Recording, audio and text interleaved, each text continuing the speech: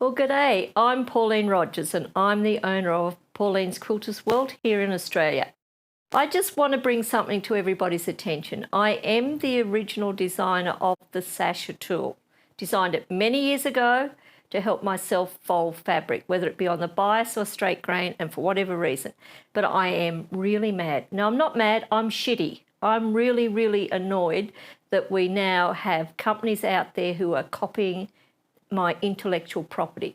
So I just want to do a little test here for you because it's all about, protecting myself and my staff and my industry. We're a small business here in Australia. We employ a lot of people. We buy Australian products. We know we can guarantee we've got a brilliant product. And it's just so annoying that people can come in and just copy a design and plagiarise it and say it's theirs. So we just want to do a little test. As I said, I designed up one tool to start with, the 1-inch tool, because I wanted to make sashings for Quilt As You Go. Over the time, as people have needed them, we've designed all of these that you see on the table. We have 17 different sizes here. We've designed them for making bag handles. We've designed them for making bindings for the edge of the quilt, for using honey buns to make bowls, for the jelly roll sashes to make rugs and bags and all sorts of things, and for weaving. One tool does not work for every process. The size has to be different. But these people that are copying us are telling people that the one size split in the tool works for everything. Now, the other thing that makes me so mad is they've used all my instructions, they've used all my videos, and all of our samples that we're putting out there for people to learn from. So that's where we want people to be aware. I don't want you to be ripped off like they've ripped us off. I want you to be aware that there is a genuine product out there, and we're going to put theirs to the test. We purchased a set of theirs. So I'm just going to do a comparison for you so you can understand why we're really mad and we want to protect you, the consumer. So let's go. These, as I said, these are mine. They're made out of a very high quality product. These ones, this is how they were packaged. This is how we got them in the mail. This is how ours are packaged. You will see ours with our brand on. And yes, we've just changed our brand slightly in the last 12 months, but generally they've always been packed like this. They will always have Pauline's Quilters World on them. Even though when you see these people that have copied us, you see their videos. They're doing it as theirs, but actually they are our videos. So there's nothing about them that is professional and genuine. So let's just move ours to the side. Just put them down here. And you can buy ours individually or you can buy them in a set of 10. They've copied, this set here is exactly as what's in our set of 10. But we'll do the comparison so you can see. So we'll tip them all out. So we have from 1/8 of an inch up to 2.5 inches, just like you do in our pack of 10. These are soft plastic. Ours are, pick up one of these. Ours are hard plastic, so they don't move and wobble when you're pressing with the iron. They've copied the split, but a few of the things that they've done, when we get down to the smaller ones than that, they haven't got much edge at the bottom, which I believe will become a problem as you start to use them, but let's just put them to the test. Now, I found when I checked them against ours, the split size is okay. Some of them do vary a little bit. What's this one? 1 1/4. So you can see how different it is in size. So this split here is not the right measurement for what, basically we cut our fabric to double the measurement of what the tool says, 1 1/4 inches, so you should cut your fabric 2.5. Well, a 2.5 inch wide strip folded in half, not going to fit through here properly. Problem to start with. The other thing that I'm very aware of this being soft plastic, I worry about the iron melting them, whether you use one of the little mini irons or whether you use one of the big irons. So let's just give it a go and see what happens. So I've got an inch wide strip of fabric cut here. I'm going to use the 1/2 inch tool, and this is what I find very hard. Our sizes are written very clearly on the top of all of our tools. This one, I really find it very hard to find the measurement.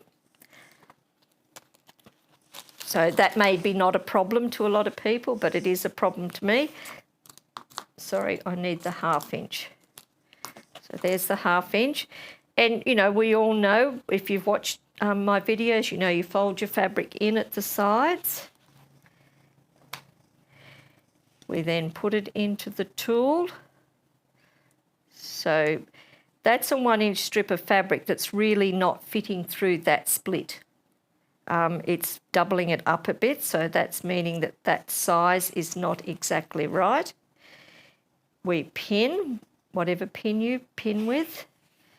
We cup up and we push. So now what is happening here is it's all starting to split and it's not going to slide for me. Oh, that's interesting. So let's get rid of that fabric. So it's not going to run through for me like it should. Let's just fold it a bit firmer and see what happens. No, it's still pushing it off to the side. So you can see that generally is what's happening there.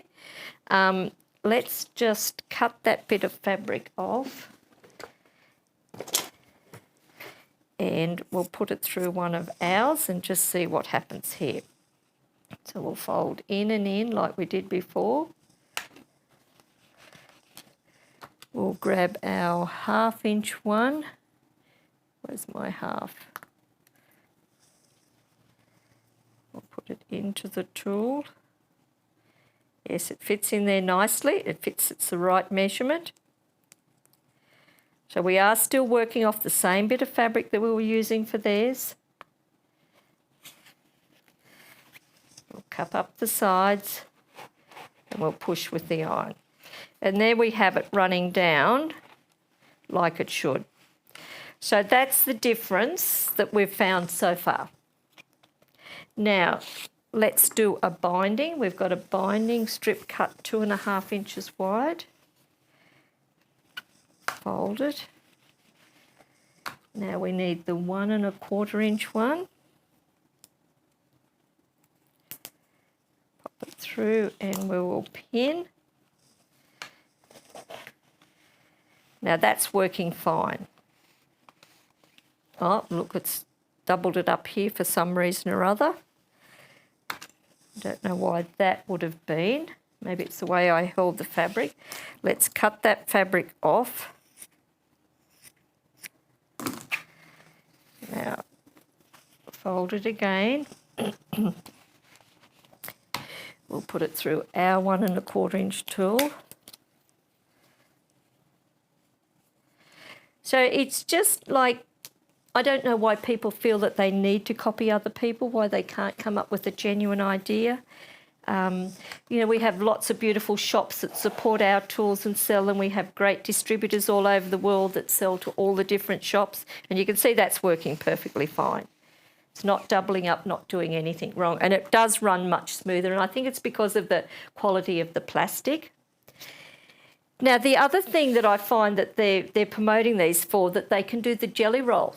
You know, when we make the jelly roll rugs, we've got a 2.5 inch wide strip of fabric. We put a piece of batting inside that strip, then we feed it through and pull it when we're at the sewing machine. But if we used the 1 1/4 inch tool, which they're suggesting we do, just find it. If we use that, when we fold the fabric in and in on each side with the batting in it, it doesn't fit through there and feed through nicely because it's so much thicker with the batting in. That's why when we designed our jelly roll tool, we had to make this split much wider to accommodate the batting. So they're all the problems that we're finding. So this is much wider than what their split is. Now, I can't use that to make a jelly roll rug, but I can definitely use that one. So now I'm going to do a heat test. I've got 2 different irons here because I always use the mini iron. That's the iron I choose to use. I'm going to sit this down, and that's a 1/2 inch. I'll grab my 1/2 inch and let's just see what happens. We'll leave the iron on there for a few minutes. And I've not tested this to see what's going to happen. So They both could melt. I know mine don't. There you go. So you can see there. Can you see there where it's all melted? It's really melted right into it. So I'll turn them over. I'll use a big iron now, and let's see what happens. This is scary because, you know, I've not really put my tools to this big a test before. There you go. Now that has melted completely into the big iron. Just have a go at this. I'm pushing this with the iron. It's getting hard to push because the plastic is melting into the sole of the iron. Oh dear me, how sad is that? Like one application and you can see all the plastic coming off straight. Now how toxic is that? What is that going to do to us? That is really, really... Now, I don't know if you can notice this, it's totally lost its curve for the iron to sit against. Totally lost the curve. See the curve here? When I started ironing it was like that. Now I've finished, it's lost it, and you can see the mess that it's made on my iron, and that plastic is still melting. Now my iron is on a cotton setting because I'm using cotton fabric. I've got steam in it, so it's no hotter than a regular iron, but it is totally destroyed the tool. I can smell the burning plastic from over here. So that's just some things that I wanted to show you, that be aware what you're buying. Yes, they're so much cheaper than mine, but I think you're getting quality when you buy ours. We'd love you to support us. We'd love you to support the quilting industry and buy the genuine intellectual property tools that are right for you. Let's get it together. Let's work together and get these people out that think they've got the right to copy. I'm mad. I'm really mad. They're crappy tools, so let's get rid of them. Thanks for your support.